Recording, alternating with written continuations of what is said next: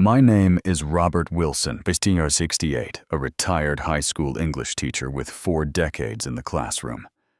After my beloved wife Margaret passed away from cancer 3 years ago, I moved in with my daughter Amanda and her husband Derek. We had 2 years of relative peace until last month, when Amanda delivered a shocking ultimatum: either serve her husband like a personal butler or leave their home. I smiled, took my suitcase, and quietly walked away. But that was far from the end of the story. Before I tell you what happened that day, let me know where you're watching from and hit that subscribe button if you've ever had to stand up for yourself when you least expected it. I dedicated my entire professional life to teaching literature to young minds at Westfield High. For 40 years, I watched thousands of students grow, learn, and discover the power of words. Throughout that journey, my wife, Margaret, stood beside me working as a nurse at the local hospital. We built a modest but comfortable life in our small suburban house on Maple Street. Our marriage spanned 42 wonderful years. We had our challenges like any couple, but the foundation of respect and love never wavered. Margaret was my compass, my confidant, and my best friend. When she was diagnosed with aggressive pancreatic cancer 4 years ago, my world tilted on its axis. I took early retirement to care for her during that final difficult year. Every day was precious, even the painful ones. Amanda was our only child. From the beginning, she was bright curious, and perhaps a bit too accustomed to getting her way. Margaret and I adored her possibly to a fault. Looking back, we might have been too indulgent, too quick to smooth her path. We wanted to give her everything we never had growing up, but in doing so, perhaps we failed to teach her the value of those things. As a child, Amanda showed remarkable talent in mathematics and art. We encouraged these interests with private lessons and special programs. She excelled academically, graduated near the top of her class, and earned a scholarship to a prestigious university. We were immensely proud, if a bit anxious about her growing sense of entitlement. During her junior year of college, Amanda met Derek Hamilton, a business major with ambitious plans and a charismatic personality. When she first brought him home, I noticed how he charmed Margaret immediately. With me, there was always something calculating in his gaze, as though he was assessing my value in his future plans. Still, he made Amanda happy, and that was what mattered most to us. After graduation, they married in an extravagant ceremony that stretched our savings to the breaking point. Derek secured a position at a growing consulting firm, and Amanda worked in marketing. They seemed well matched in their ambitions and lifestyle aspirations. When Margaret fell ill, Amanda visited when she could. But her life with Derek always seemed to take precedence. During those long hospital nights, it was usually just Margaret and me.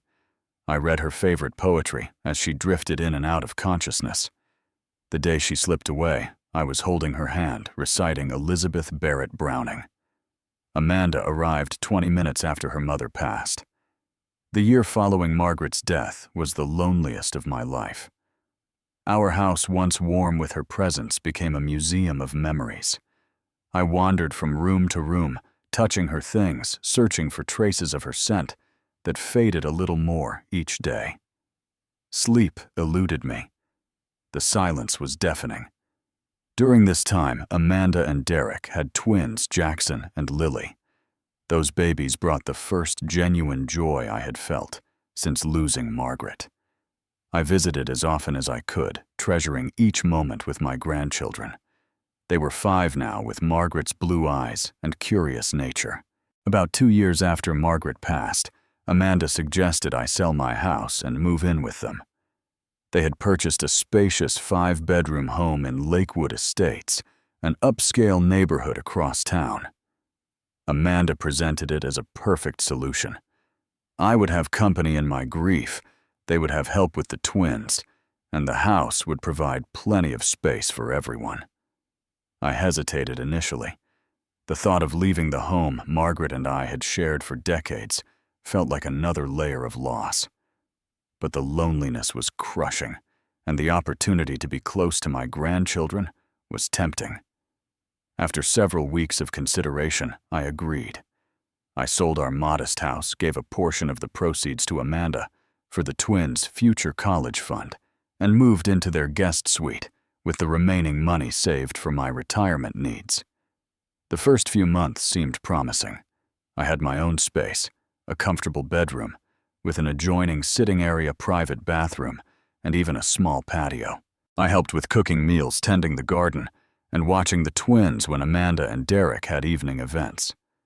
Jackson and Lily adored having their grandfather around, and I found purpose in reading to them, helping with simple homework, and teaching them the card games Margaret and I once enjoyed. There were early signs of Derek's controlling nature that I dismissed at the time. He had specific preferences for everything, from how the dishwasher was loaded to the exact temperature of the house.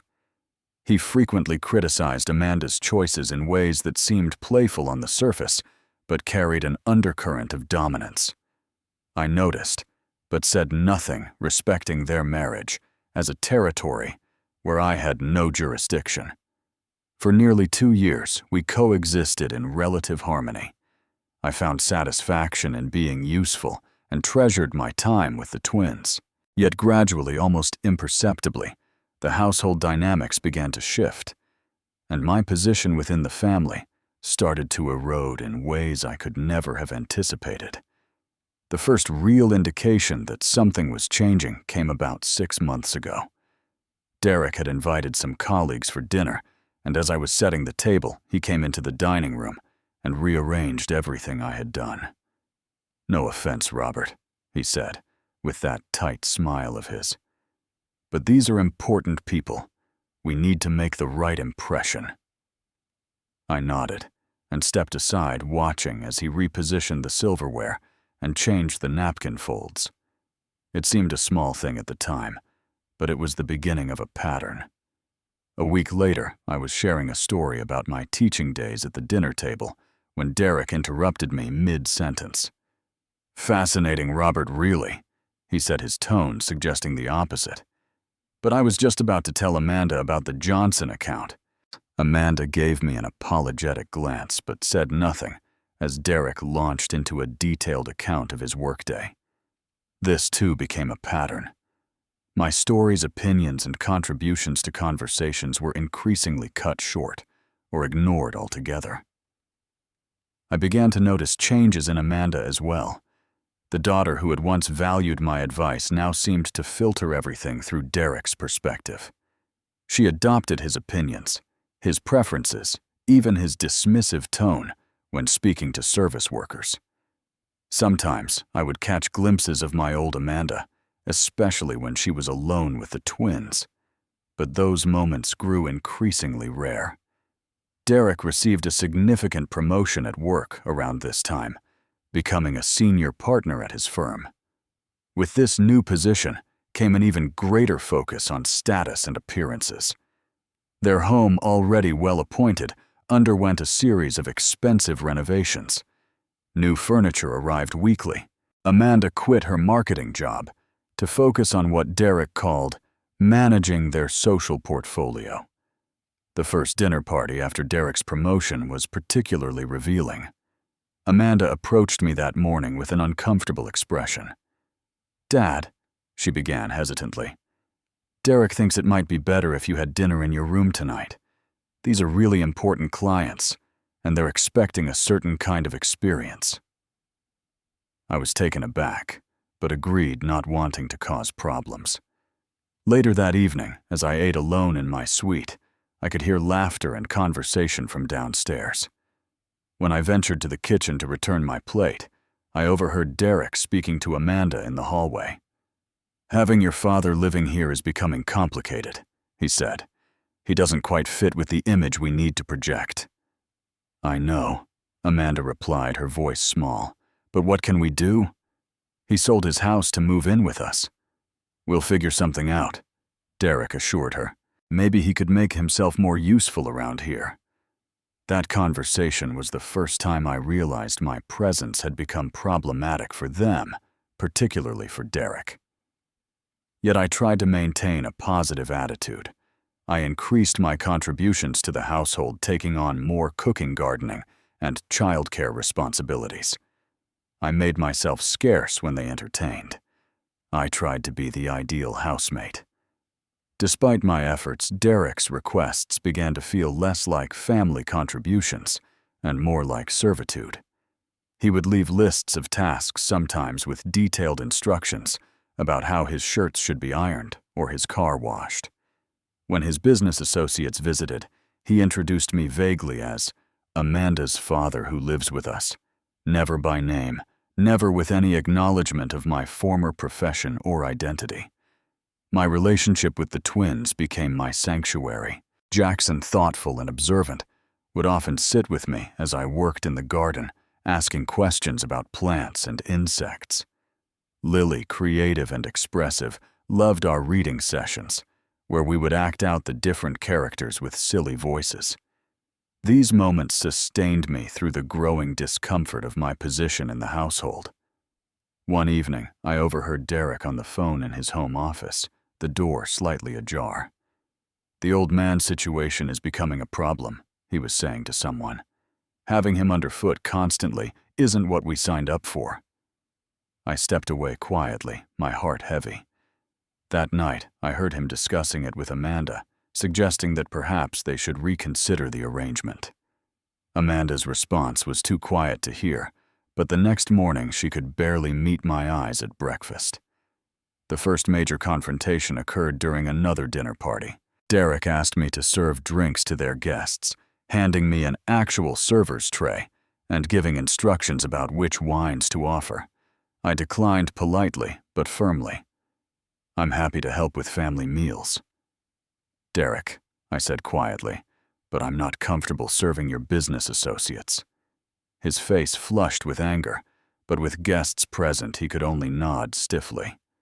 Later that night, he and Amanda had a heated argument behind closed doors. The next morning, Amanda was cold and distant with me. "Derek works incredibly hard for this family," she said when I attempted to discuss what happened. "The least we can do is support him." The "we" in that sentence revealed how completely she had aligned herself with her husband's perspective. I was no longer part of the family unit, but an outsider who needed to earn his keep. As autumn turned to winter, Derek began making jokes about my role in the household. "Here comes our butler," he would quip when I brought in the mail. Or, "Robert, since you're not busy, why not polish the silverware?" Each comment was delivered with a smile that never reached his eyes, and a tone that suggested it wasn't really a joke at all. Christmas was particularly painful. While the twins gave me heartfelt handmade cards and crafts, Amanda and Derek presented me with an expensive set of cleaning supplies. "To help around the house," Derek explained with that same cold smile. Amanda laughed nervously, avoiding my gaze. I began to realize that what was happening was systematic, not incidental. Step by step, my position was being diminished, my presence redefined. I was being slowly transformed from family member to household staff, and my daughter was complicit in the transformation. The true breaking point came on a Friday evening in early spring. Derek had arranged for especially important clients to come for dinner.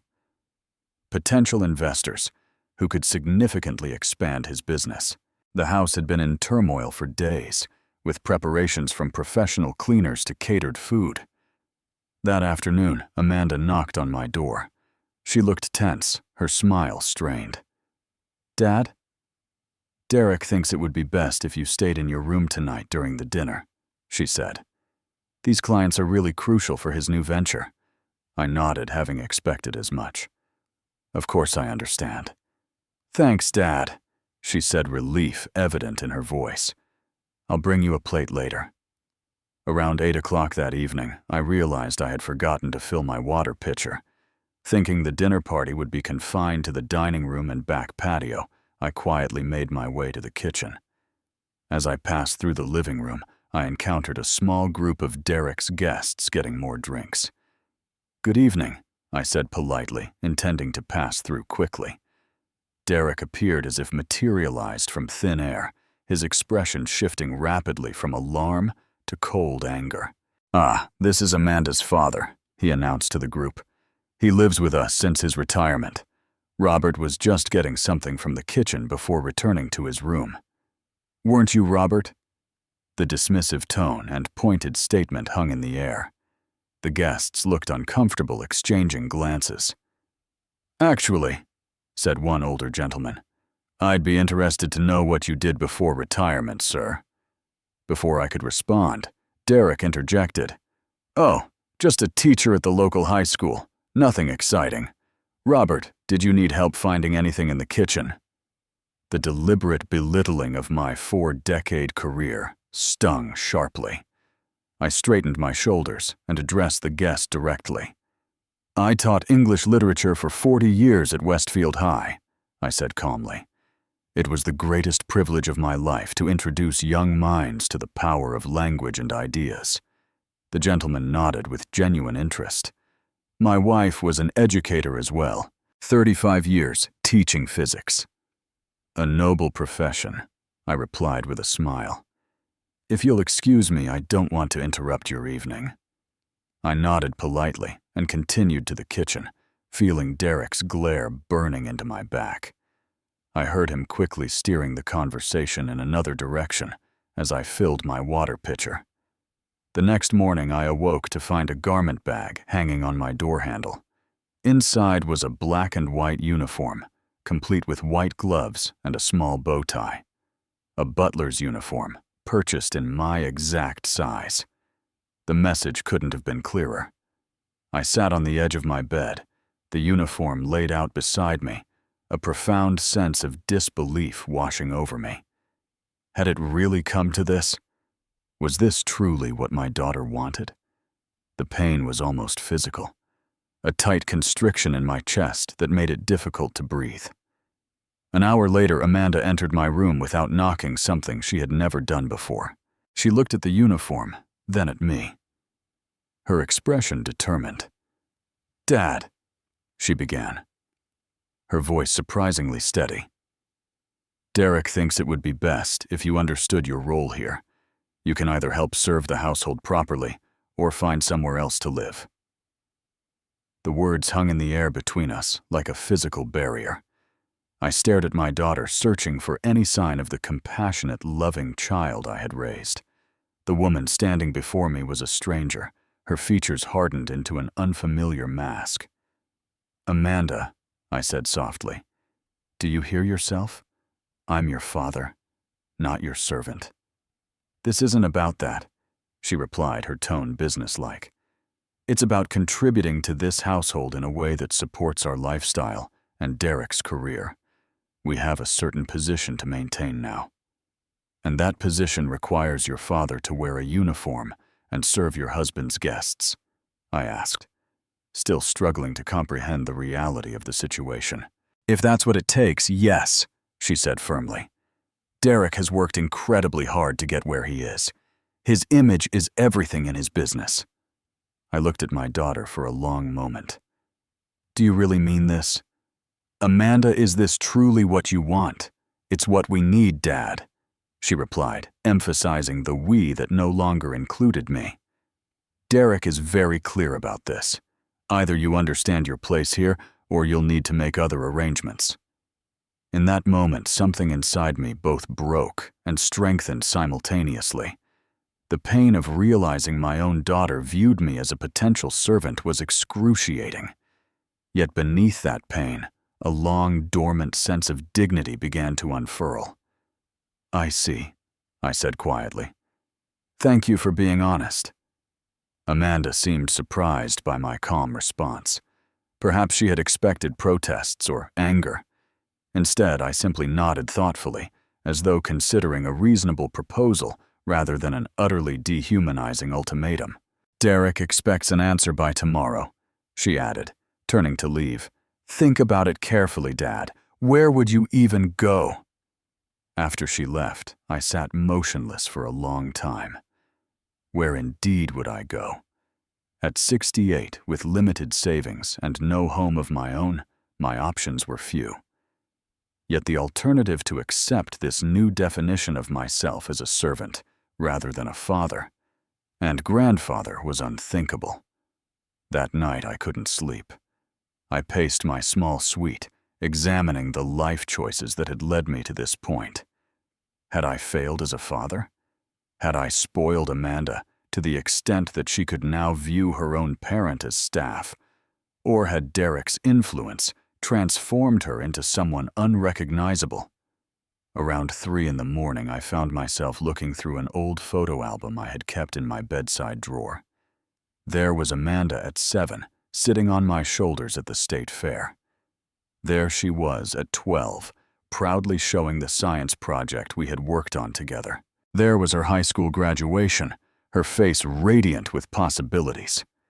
I lingered on a particular photograph of Amanda, at about 9 years old, standing between Margaret and me on a beach, all of us laughing as waves crashed behind us. What would Margaret think of our daughter now? What would she advise me to do? The answer came with surprising clarity. Margaret would never have tolerated anyone treating her with such disrespect, not even our own child. She had taught English alongside me for a few years before switching to nursing, and her favorite unit had been on personal dignity and literature. The moment you surrender your dignity, she used to tell our students, is the moment you lose yourself. By dawn, my decision was made. I would leave with the same dignity I had tried to instill in my daughter throughout her life. I would not stay where I was, neither wanted nor respected. If Amanda had forgotten what family meant, I could not remind her by becoming what Derek wanted me to be. Some lessons can only be learned through consequences. The next morning, I began packing methodically. I had arrived with 2 suitcases 2 years ago, and I would leave with the same. I carefully selected what to take photographs of Margaret and our life together. A few beloved books, essential clothing, and small mementos that carried emotional significance. Everything else could be replaced or lived without. I wrote a brief note to Amanda. No accusations, no bitter recriminations, just a simple statement. Dear Amanda, I raised you to value respect and dignity, both for yourself and others. I cannot stay where these values are not shared. Know that I love you and the twins always. When you're ready to rebuild our relationship on the foundation of mutual respect, I will be there. Love, Dad. I placed the note on my neatly made bed alongside the butler's uniform, still in its garment bag. Before leaving, I crept quietly into the twins' room. They were still asleep, Jackson, with his arm flung dramatically across his pillow. Lily curled up like a small comma around her favorite stuffed rabbit. My heart constricted at the thought of leaving them, of not being there for bedtime stories and Saturday morning pancakes. Under each of their pillows, I slid a small gift. For Jackson, a pocket compass that had belonged to my father, with a note explaining how it had guided 3 generations of our family. For Lily, a small silver locket containing a tiny photograph of Margaret, along with a note about her grandmother's spirit and strength. I kissed each of their foreheads gently, inhaling the sweet scent of their shampoo, committing to memory the peaceful expressions on their sleeping faces. I love you, I whispered to each of them. Never forget that. As I descended the stairs with my 2 suitcases, Derek emerged from the kitchen coffee cup in hand. He took in the sight of my luggage with poorly concealed satisfaction. Made your decision, I see, he remarked, a smirk playing at the corners of his mouth. I have, I replied calmly. Well, I think it's for the best, he said, taking a sip of his coffee. This arrangement clearly wasn't working for anyone. At that moment, Amanda appeared from the dining room.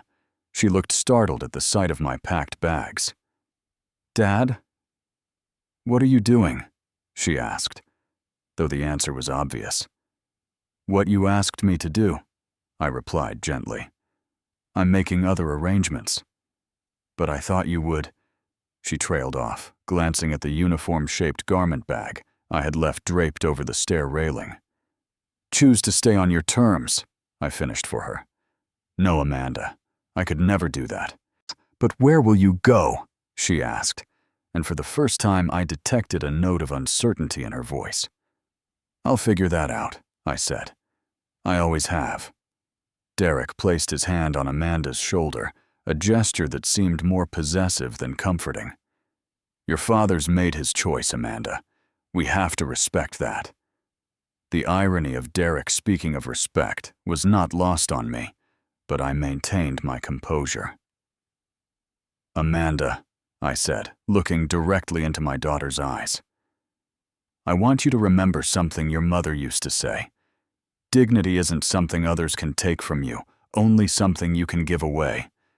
I'm not giving mine away, not even for the comfort of a home." A flicker of something recognition perhaps passed across Amanda's face. For a brief moment I thought she might object, might ask me to stay on different terms. But Derek's grip on her shoulder tightened slightly, and whatever impulse she might have felt passed. "If that's what you want," she said finally, her voice small. "It's not what I want," I corrected her gently. "It's what I need. There's a difference." With that, I picked up my suitcases and walked to the door.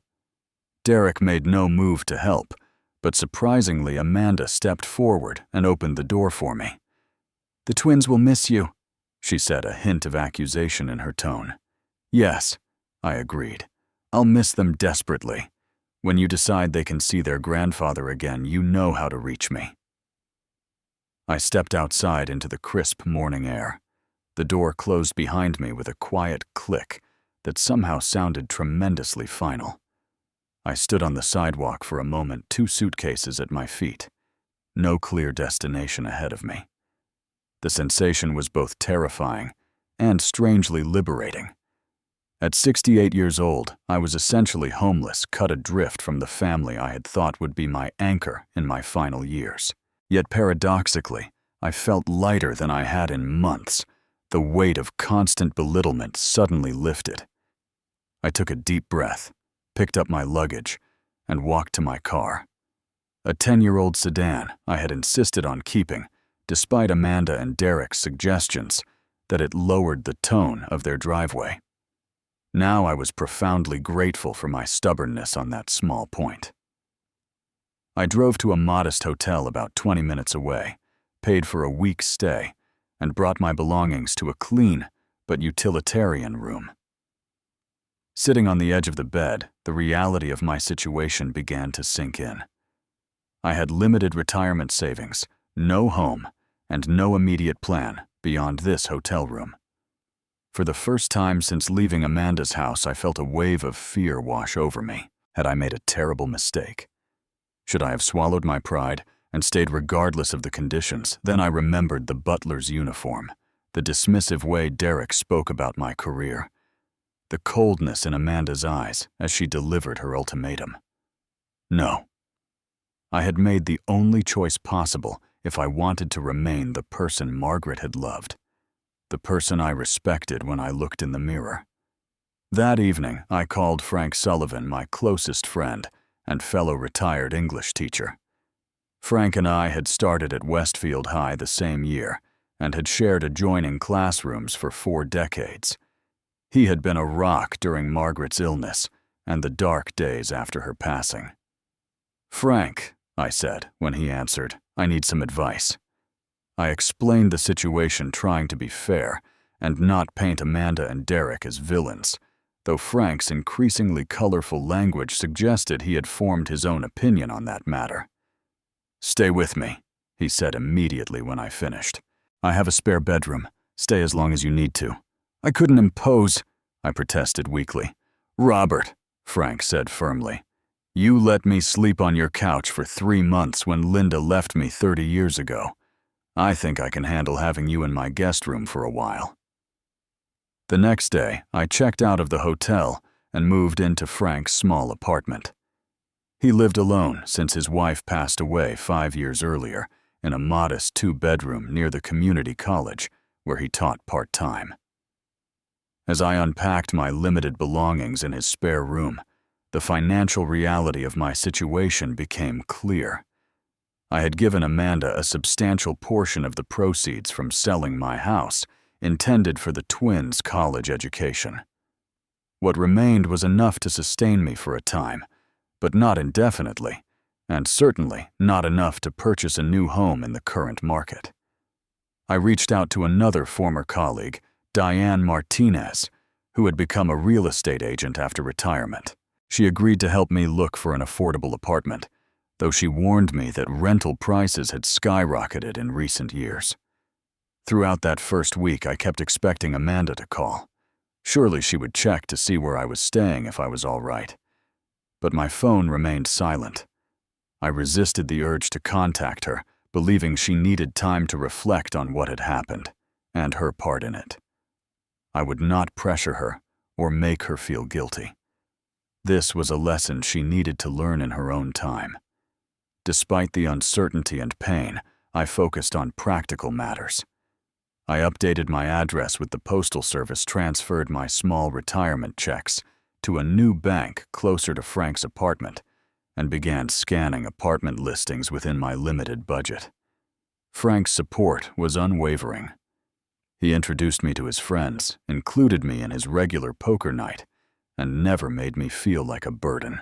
In the evenings, we graded papers together, me helping with his English composition class, finding comfort in the familiar rhythm of teaching that had structured most of my life. As days passed with no word from Amanda, I felt the silence like a physical pain. But I also felt my resolve strengthening. This separation was necessary, not just for me, but perhaps for her as well. The process of rebuilding my life began in earnest during my second week away from Amanda's home. Frank's apartment, while comfortable, was clearly a temporary solution. I needed to establish my own space, my own routine, my own life. Frank introduced me to his circle of retired educators and community college associates. Among them was Henry Blackwood, a former math teacher who now ran a small community center in a working-class neighborhood nearby. When he learned of my situation and background, he approached me with an unexpected offer. "We're desperately short of literacy tutors," Henry explained over coffee one morning. "We have a waiting list of kids who need help, mostly from families who can't afford private tutoring. Would you be interested in a few hours a week? It's a small stipend, but it might help while you're getting settled." The opportunity to teach again, to feel useful and connected to young minds, was exactly what I needed. I agreed immediately. The following Monday, I began working with 3 students, a 3rd grader struggling with basic reading comprehension, a 6th grader with dyslexia, and a high school freshman preparing for advanced placement exams. The work was deeply satisfying. These were children who truly needed and appreciated the help, whose faces lit up with understanding when concepts finally clicked. The modest payment supplemented my retirement income, but the real value was in the sense of purpose the work provided. Meanwhile, Diane had located several potential apartments within my budget. None were in particularly desirable neighborhoods, and all were significantly smaller than the guest suite I had occupied in Amanda's home. But they were clean safe, and most importantly, they were places where I could rebuild my independence. I settled on a 1-bedroom apartment in a small complex about 15 minutes from the community center. The building was older, but well-maintained, populated mainly by retirees and young working adults. At $1,500 a month, it would stretch my budget thin, but the location was convenient, and the landlord, upon learning I was a retired teacher, waived the security deposit. Furnishing the apartment presented another challenge. I had brought very little from Amanda's house, and purchasing new furniture would quickly deplete my savings. I started with just the essentials: a bed, a small dining table with 2 chairs, and a comfortable reading armchair. A week after signing the lease, I was at a thrift store looking for additional necessities when a young man approached me. He looked to be in his early 30s with a vaguely familiar face. "Mr. Wilson?" he asked tentatively. "Robert Wilson from Westfield High." I nodded, searching my memory for his name among the thousands of students I had taught.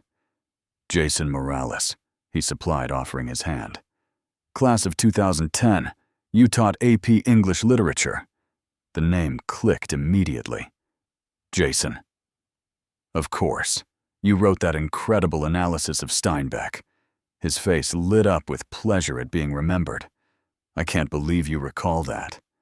"Some papers stay with you," I told him truthfully. "Yours was exceptional." We chatted briefly about his life since high school. He had studied business, then returned to help with his family's furniture store after his father's heart attack. When he learned I was furnishing an apartment from scratch, his expression grew serious. "Mr. Wilson, we have a warehouse full of floor models and returns. Nothing wrong with them, just can't sell as new. Would you let me help you out?" "A small repayment for everything you did for me." I initially refused, but Jason was insistent. "You spent hours after school helping me with college application essays. This is the least I can do." The following weekend, Jason arrived at my new apartment with a delivery truck.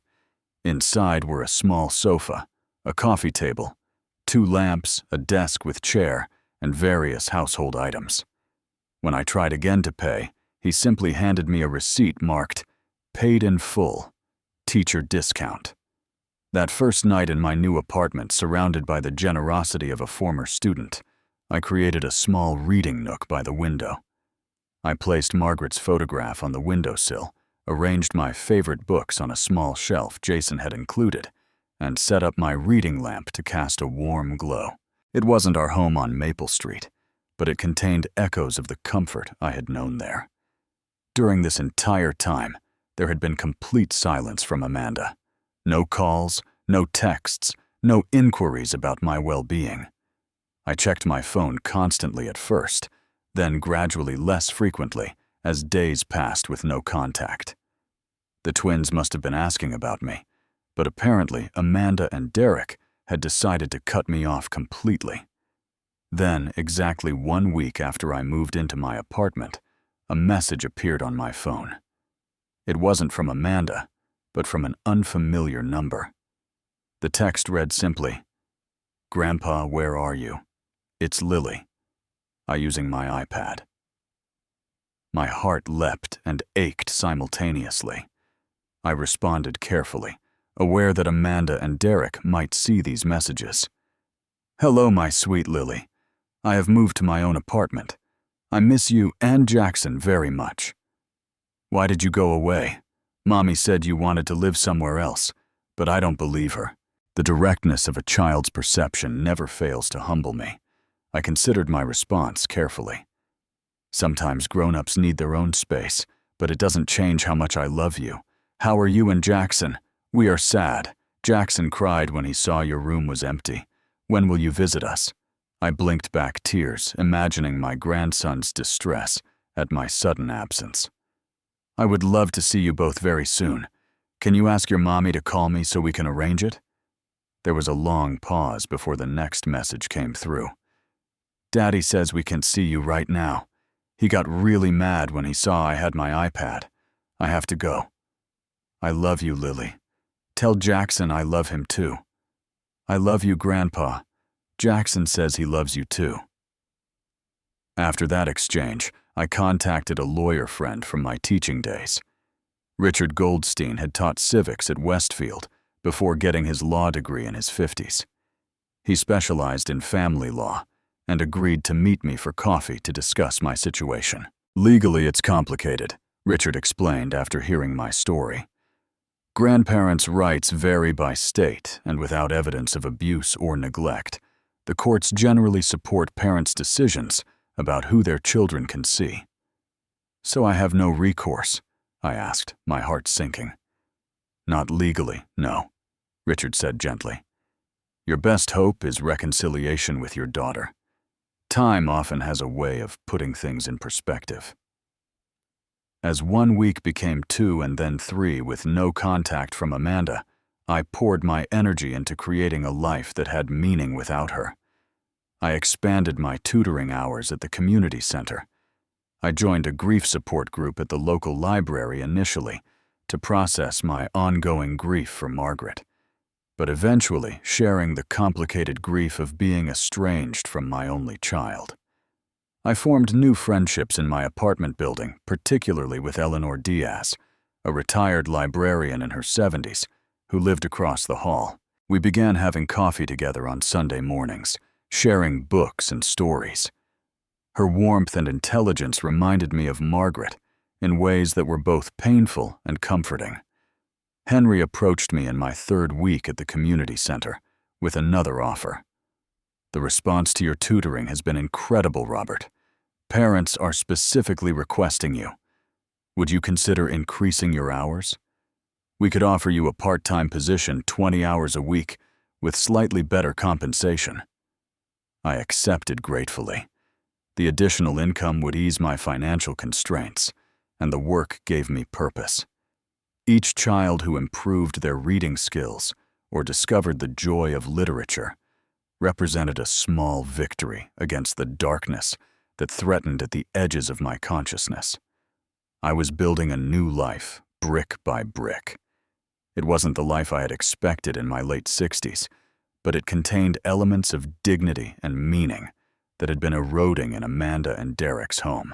Still, the silence from my daughter left a gaping hole that no amount of new connections could completely fill. 3 weeks and 2 days after I left Amanda's house, my phone rang as I was preparing dinner in my small kitchen. When I saw Amanda's name on the caller ID, my heart jumped to my throat. I took a deep breath before answering. "Hello, Amanda." There was a pause before she replied. "Dad, how are you?" Her voice sounded strained, lacking the cold confidence it had carried during our last conversation. "I'm doing well," I said, keeping my tone neutral. "How are you?" "How are the twins?" "We're managing," she replied carefully. "The twins miss you. They keep asking when they'll see you." "I miss them too," I said, allowing the genuine ache into my voice. "Every day." Another pause followed, longer this time. "Would you maybe want to meet for coffee?" she finally asked. "Just to talk." "I'd like that," I replied, surprised by the offer, but cautiously optimistic. We arranged to meet the following afternoon at a small cafe halfway between our homes. When I arrived, Amanda was already seated at a corner table, a cup of coffee cooling untouched before her. She looked tired, the kind of bone-deep exhaustion that comes from prolonged stress. Her normally immaculate appearance was slightly disheveled, her hair pulled back in a simple ponytail instead of her usual elaborate styling. "Thank you for coming," she said, as I sat down across from her. "Of course," I replied. "It's good to see you, Amanda." A server came to take my order, and we sat in awkward silence until she departed. Finally, Amanda spoke. "I want to explain why we asked what we did," she began, her tone defensive. "Derek's position requires certain appearances, certain standards. Having family living with us complicated things." "I understand the complexities of your situation," I said carefully.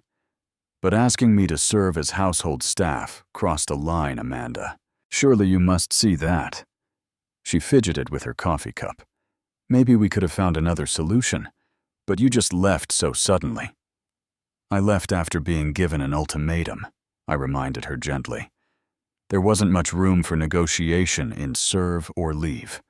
She had the grace to look ashamed. "Things have been difficult since you left." In what way? I asked. Amanda sighed deeply. Derek's business has hit some problems. Several clients have pulled their accounts. I'm sorry to hear that, I said sincerely. One of them specifically mentioned you actually. She continued, not meeting my eyes. Apparently he was at that dinner party, the older gentleman you spoke with briefly.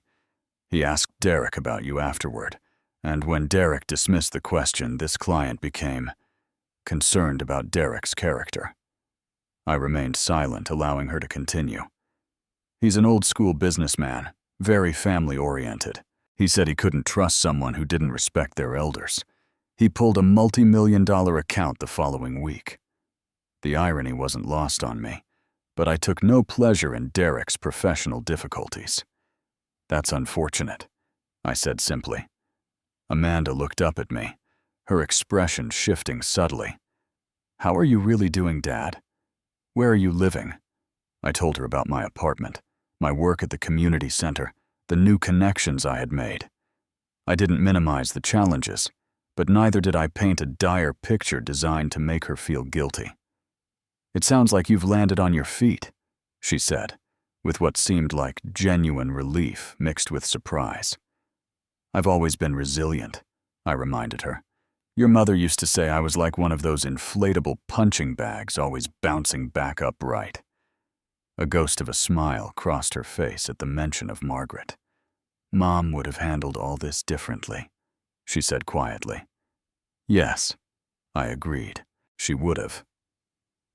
We talked for nearly an hour, carefully navigating around the most painful aspects of our situation. As our conversation drew to a close, Amanda hesitantly approached what seemed to be her real purpose in meeting.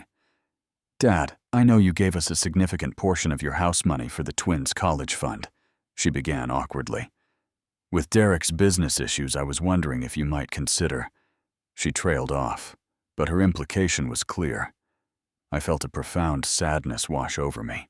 This meeting wasn't about reconciliation or regret, but about financial need. Amanda, I said gently, that money was set aside for Jackson and Lily's education. It's in a trust that can't be accessed for other purposes. Even if I wanted to, I couldn't withdraw it. This wasn't strictly true. I could have accessed the funds, but I had placed them in a trust specifically to protect them from being diverted to other uses. It had been a prescient decision, though. At the time, I had simply been following my financial advisor's recommendation. Oh, she said, disappointment evident in her voice. I see. I'd like to see the twins, I said, changing the subject. Perhaps we could meet at a park this weekend? Amanda glanced down at her coffee cup. Derek still feels it's better if they adjust to your absence for now. They're my grandchildren, Amanda, I said, a firmness entering my voice. I have a relationship with them, independent of my relationship with you and Derek. I know, she sighed. But Derek is very clear about this. He thinks seeing you would just confuse them right now. I took a deep breath, controlling the surge of anger that rose at Derek's continued manipulation. When you're ready to allow me to see Jackson and Lily, let me know. Until then, I won't pressure you. But please understand that my door is always open to them and to you on the condition of mutual respect. Amanda nodded, looking conflicted. We parted with a brief, awkward hug, and I watched her walk to her car, with slumped shoulders that suggested the weight she carried was becoming unbearable. A week later, Amanda called again, this time in tears. Dad, she sobbed as soon as I answered, everything's falling apart. I listened as she explained that Derek's business was collapsing after losing several major accounts. The lavish lifestyle they had cultivated was quickly becoming unsustainable. They had already let go of their housekeeper and gardener, and were discussing selling their second car. Derek is, she hesitated. He's not handling it well. He's angry all the time, snapping at me, and even the twins. He blames me for encouraging you to move in with us in the first place. Amanda, I said gently, none of this is your fault. Business setbacks happen. How Derek responds to them, reveals his character, not yours. There's more, she admitted reluctantly. His assistant called me yesterday. She wanted to know if I knew Derek was planning to leave town this weekend. He told me he had a business conference, but she said there isn't one.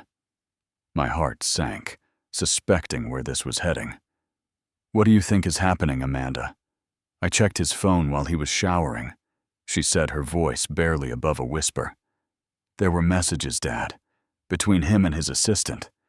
They've been having an affair for months. The pain in her voice cut through me.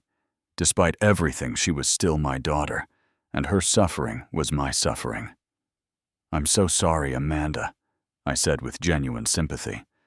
What can I do to help? I don't know, she admitted. I don't know what to do about any of this. The twins keep asking about you every day. Derek keeps blaming me for everything. The bank called about a missed mortgage payment. It's all crumbling, Dad, and I don't know how to stop it.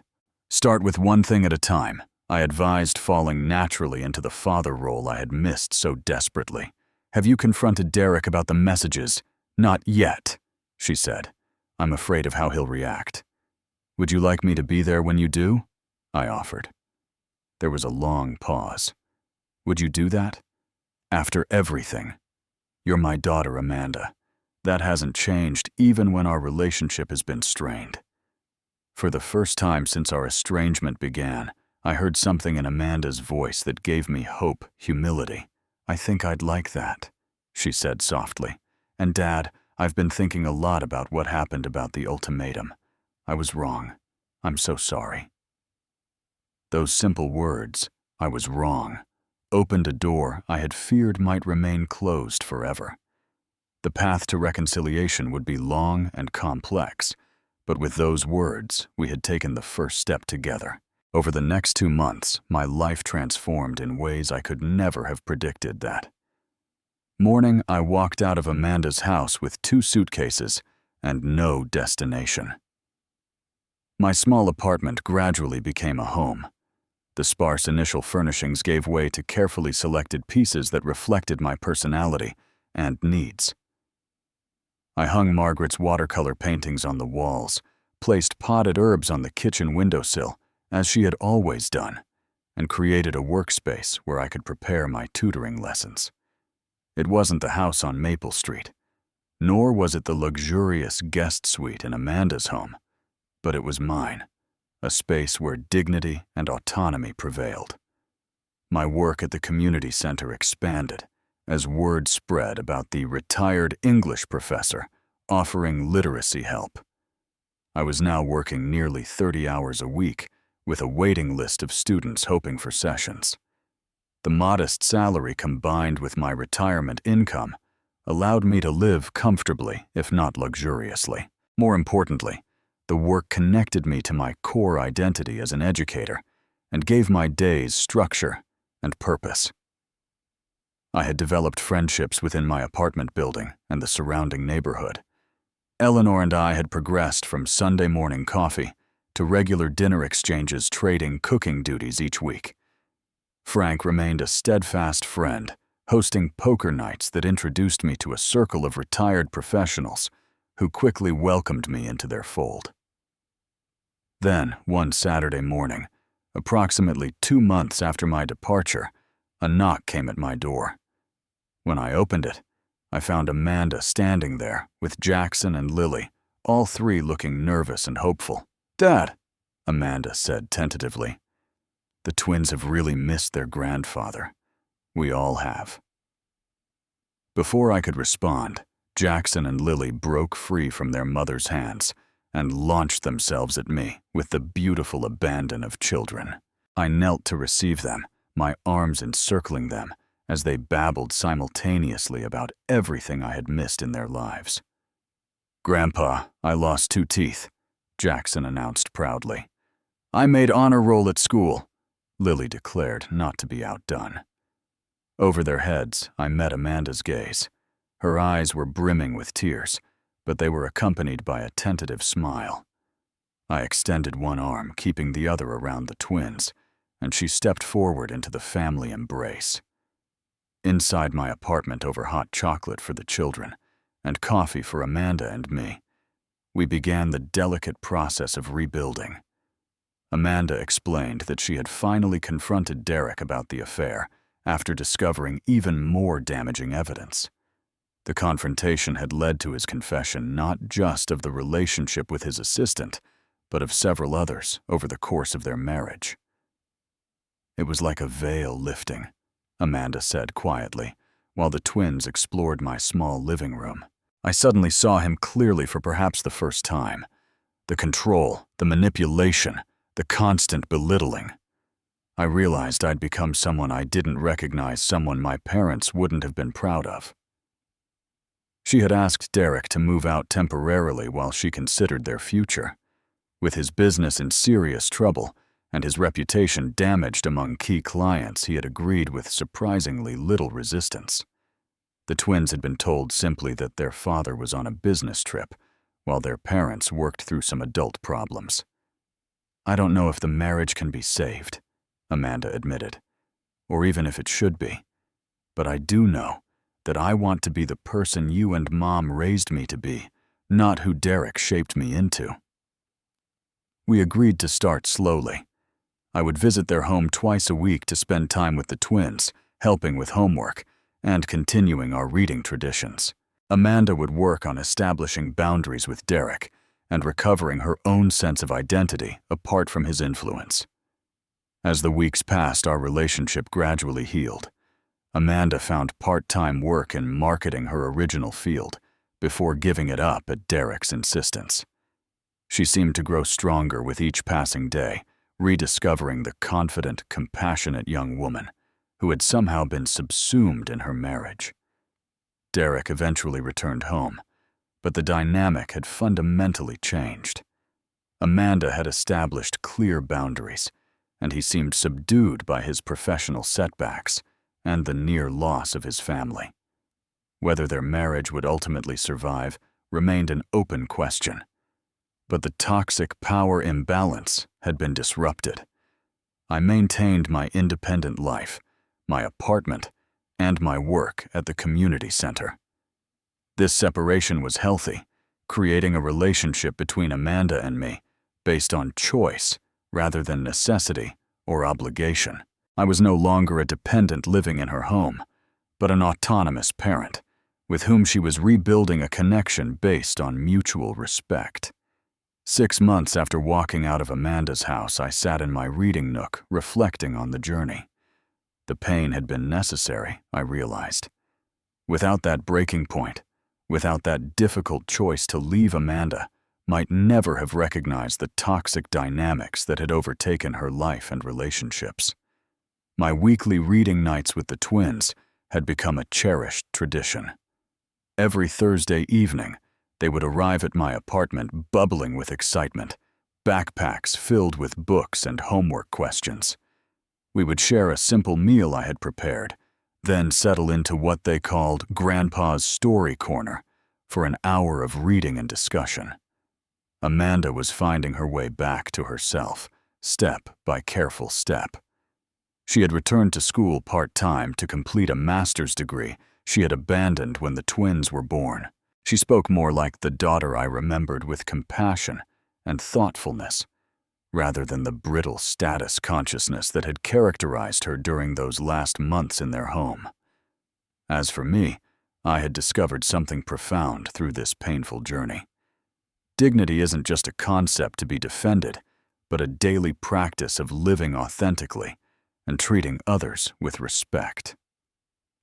The ultimatum that had seemed so devastating had actually been a gift, forcing me to reclaim parts of myself that had been slowly eroding in the toxic environment of Derek and Amanda's home. I often think of what Margaret would make of all this.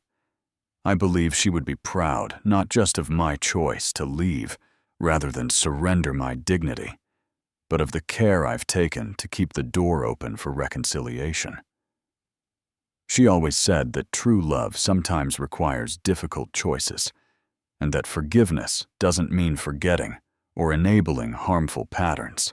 Sometimes the most loving thing we can do, both for ourselves and for those who have hurt us, is to walk away with dignity intact. In my case, that difficult departure created space for Amanda to see the truth of her situation and begin her own journey back to authenticity. If you've ever faced a moment where standing up for your dignity meant walking away from something or someone you loved, I hope my story offers some comfort. Sometimes leaving is the greatest act of love, both for yourself and for those who have forgotten what respect truly means. Please share your experiences in the comments below. And if this story resonated with you, consider subscribing to hear more reflections from this long journey called life. Thank you for listening, and remember, your dignity is never something you should have to bargain away, no matter how much you love someone.